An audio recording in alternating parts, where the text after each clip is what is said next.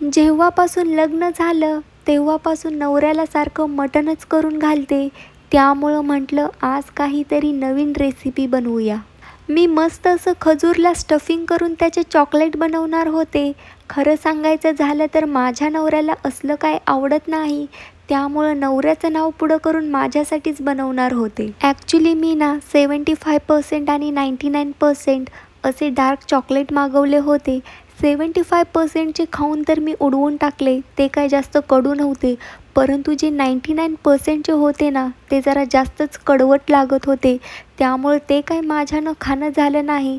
ते तसेच पडून होते. त्यामुळं म्हटलं त्याचं आज काहीतरी बनवून टाकूया. आणि म्हणूनच मी ही रेसिपी शोधून काढली आहे. पहिल्यांदा जे खजूर आहेत ना, त्यांना असं तिरकस चिरून घ्यायचं. म्हणजे 2 खजूर जोडल्यानंतर त्यांचा असा हार्ट शेप बनेल. परंतु हो, ते एकमेकांना जॉईन करायच्या आधी त्यामध्ये आपल्याला एक बदाम टाकायचा आहे. त्यानंतर डार्क चॉकलेट वितळवण्यासाठी आपल्याला पाणी गरम करायचं आहे. मी एका पातेल्यामध्ये पाणी गरम व्हायला ठेवलं. वरून एक छोटीशी पाटी ठेवलेली आहे आणि त्यामध्ये डार्क चॉकलेट टाकले. आणि हळूहळू असं काही चॉकलेट मेल्ट होतं.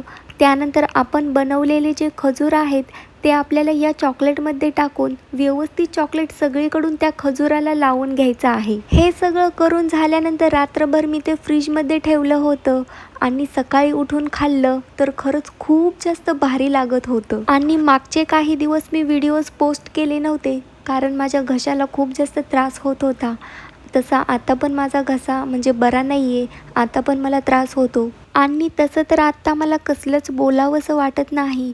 परंतु खूप सारे लोक माझ्या व्हिडिओजची वाट बघत असतात. त्यामुळं आज मी व्हॉइस ओव्हर केलं. रेसिपी शूट करून झाल्यानंतर मी डेंटिस्टकडे गेले होते. आज माझ्या ब्रेसेस टाईट करायच्या होत्या त्यामुळं. आणि आजच्यासाठी एवढंच होतं. भेटूया पुढच्या व्लॉगमध्ये. Bye bye.